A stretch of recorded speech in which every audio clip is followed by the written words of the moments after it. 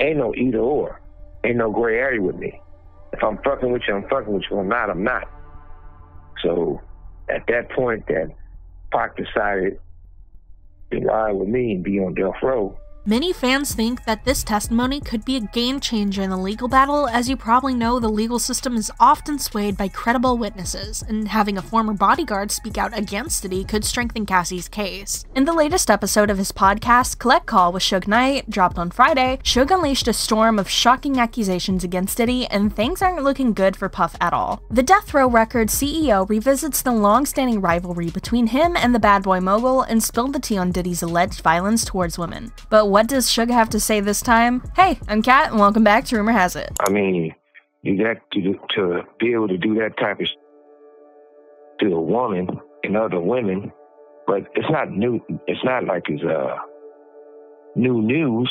So it looks like the saga between Suge and Puff is far from over. The tea is hot and the accusations are even hotter. And the rap game is buzzing with the aftermath of Suge Knight's explosive revelations. The drama unfolds in the latest episode of Suge's Collect Call podcast, dropping bombshells that echo through the corridors of their long-standing feud. Forget subtlety, Suge dives headfirst into the deep end, revisiting the animosity that's fueled their enmity for years. But here's the real shocker. Amidst Diddy's ongoing legal battles, Suge cranks up the heat, leveling accusations of violence towards women at the bad boy mogul. What Puffy done, what Puffy did, or what Puffy do is not a surprise. Everybody would know what it is, he said while chatting with co-host Dave Mays as he revealed mind-blowing things about Diddy's abuse. During this interview, the bombshell revelation came when Suge first disclosed an incident involving a female assistant. He said, same time he beat the shit out of motherfucking Cassie, he had an assistant by the name of Capricorn. He felt Cap was keeping this shit on the low about if she was messing with Cuddy or not. Puffy beat the shit out of that bitch. Talk about drama.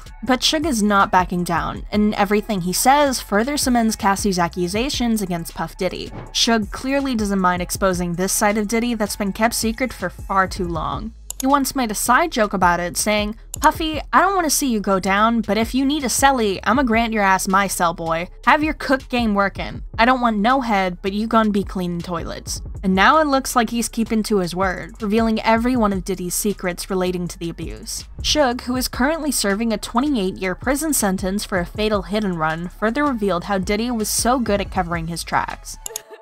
It was an Interscope person, the Interscope check that paid her to settle or he wouldn't go to jail. Little wonder why these girls who claim to have been allegedly abused by Diddy end up not speaking until many years later. We all know that the whole thing might even be buried forever if not for the recent Me Too movement that's helping many more women to speak up against abuse. No doubt the Me Too movement has been shining a light on abuse within various industries, and now it seems like the hip-hop community is not immune to these revelations. And of course, that's not all. Suge drops more bombshells recounting incidents and encounters that paint a vivid picture of Diddy's alleged mistreatment of women. The details are jaw-dropping, and unfortunately so. It's a narrative that challenges the carefully crafted persona of Diddy. What's worse is that as Suge reveals more, the narrative takes a darker turn. But even the people who wrote all these songs never get paid. But then, or a motherfucker who's a bitch beater, they can do the Super Bowl and get an award. Puffy can beat the shit out of two bitches and they pay for it. And he get an award. And for his... There's been a lot of speculation about what goes on behind the scenes in the music industry, and Suge Knight is pulling back the curtain. No doubt Suge's podcast has become the epicenter of revelations, and fans are left wondering if this will be a turning point in Diddy's legacy. As he spills the details on his podcast, listeners are left questioning the true nature of the relationships within the hip-hop elite. The allegations against Diddy are now raising eyebrows, leaving us to wonder how deep the rabbit hole goes. But Suge ain't done yet, and he just dug a little deeper into the abuse allegations surrounding Diddy. Having somebody, you know, have male prostitute fucking your bitch, that's some weirdo shit. But it's not nothing new. Everybody know that Puffy the fucking Gus ran in for the longest. That's not like it's new news. Why you think him and Russell was friends? Not that I want to see Puffy go to prison or anybody else.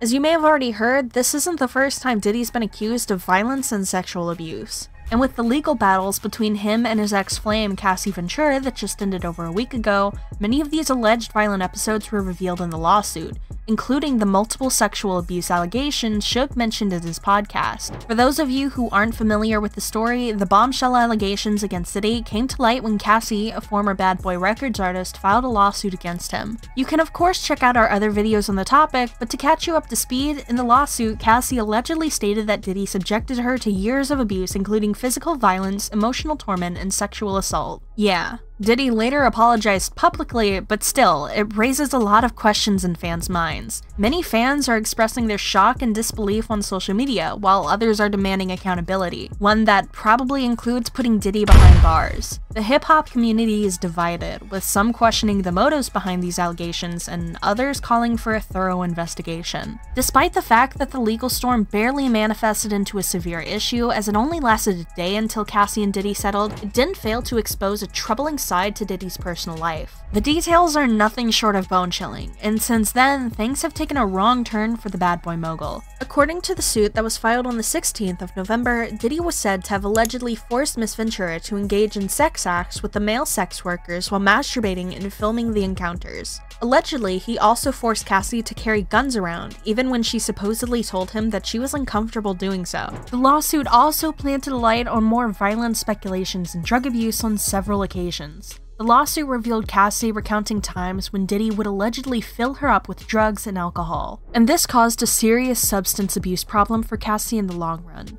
Allegedly, Diddy's violent side started to get worse when he felt that Cassie was cheating on him with Kid Cudi, just like Suge revealed in the podcast. Rumors are that Diddy blew up Kid Cudi's car out of anger and jealousy. Page 20 of Cassie's court filing against Diddy read, "In February 2012, during Paris Fashion Week, Mr. Combs told Miss Ventura that he was going to blow up Kid Cudi's car and that he wanted to ensure that Kid Cudi was home with his friends when it happened. Around that time, Kid Cudi's car exploded in his driveway." Seeing as Suge similarly recounts the same pattern of behavior in Diddy just as Cassie did when she filed the lawsuit, could this be proof that Diddy commit the offenses laid against him? We can't shed any more light on the whole drama anymore since the pair have seemed to resolve the issue between them. As you may have probably known, Cassie announced less than 24 hours after she filed the lawsuit against Diddy that they'd both come to a reasonable agreement. Fans were completely outraged by her announcement. You can't get the whole world riled up for you and within a few hours say that you've decided to shut everything down. The fact that this case is so sensitive makes human rights activists and women empowerment agencies want to pull out their hair. But Cassie probably already got what she wanted from Diddy and decided to douse the fire. After all, she claimed to be in a better place than before and would gladly leave all of this shit in the past. "I have decided to resolve this matter amicably on terms that I have some level of control. I want to thank my family, fans, and lawyers for their unwavering support," Cassie said. Diddy, on the other hand, also came out to add his contributions to the resolution, saying,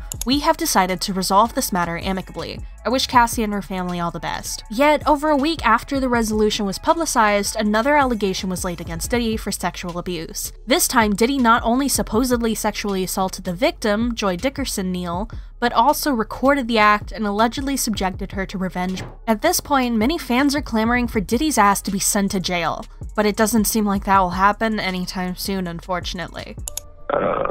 He'd never get charged or go to prison. I mean, he make too much money for the people that he basically worked for or had a business for. And when you look at it, but hey, it looks like Suge Knight has opened a Pandora's box revealing frightening allegations about Diddy's dark secrets. Maybe it'll be enough to tip the scales and get justice served. What do you think about this bombshell? Throw your thoughts in the comments section down below. We love hearing about them, and I'll see you in the next video.